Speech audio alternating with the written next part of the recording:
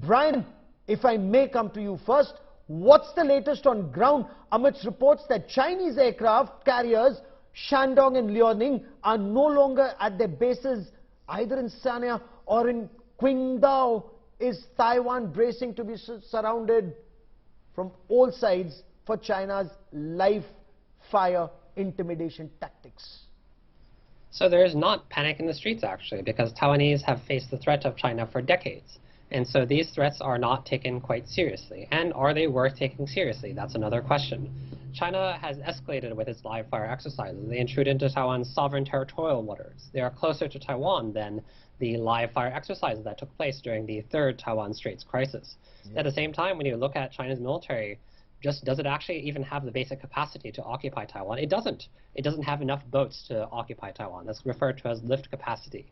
You look at the military hardware it likes to show off, including its aircraft carriers. One of them is a former casino, literally. And so I think that this Chinese nationalism is out of control, and if that is dictating military logic, it is overriding rationality, and the consequences will be great for Taiwan, for China alike. A loss of life cuts across on both sides. The military science of invading an island is very difficult. The losses would be in the tens of thousands, in the hundreds of thousands. So there would be nothing good coming for China out of this, except the loss of many young lives. And so then, why then are Chinese nationalists, such as the previous speaker, saying that would be so easy? Because they are, in fact, it's them that is leading things to folly. So what is the issue here? What is the issue with having a diplomatic visit? And so this is one way in which the Pelosi visit has drawn Taiwan into a situation that is difficult to resolve. But what does China have to gain out of this? Let me take this to Andrew and let's get a response on this. You're saying China does not have the military wherewithal and capability to mount an amphibious assault to take control of Taiwan. Andrew, the United States and Europe have both said there is no change in the one China policy. Why is China then using Nancy Pelosi's visit for making these extremely aggressive military maneuvers? Well, the United States has been always saying that they are honoring the one China policy.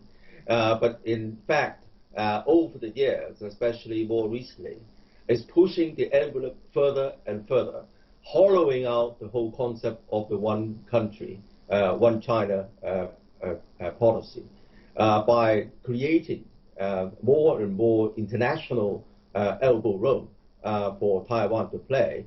And also fielding more and more senior officials to visit Taiwan, and perhaps even cajoling Americans' allies to do the same, to treat Taiwan as if it was a separate country, while still playing lip service. Now, of course, the Taiwan unification is very much on the front of the China dream. But the fact remains that most of the Taiwanese people do not support unification. But again, according to the latest poll, most of the people do not want independence either. They want to maintain the status quo, which means that the situation of non-unification could last forever. But that would be anathema to China's main to the part of the China tree. No, so does that mean that China is willing to use force that Taiwan says China doesn't have to do it, to reunite the country or occupy the country, as Taiwan puts it, using force? Brian, in the next 4 days, from the 4th to the 7th, will flights be grounded with Chinese threat of live missile firing in the seas around Taiwan? Ports likely to be blockaded over the next 4 days. Does Taiwan have effective countermeasures, if at all? So that is a question, if Taiwan has an effective countermeasures. If you really look at it pound for pound, obviously Taiwan would come off the worst. The question is, how much loss of life is China willing to accept for this irrational cause of annexing Taiwan, just for the sake of national pride, without actually thinking about the lives and livelihoods of contemporary, actually living, breathing young people today, whether you talk about Taiwan or China. All these claims then by China to care for Taiwan. I mean, oftentimes the discourse nowadays is clear the land, clear the people, keep the land. So then the question becomes, what would you do? What would China gain out of attacking random Taiwanese civilians? Attacking, for example, aircraft, that would not exactly help.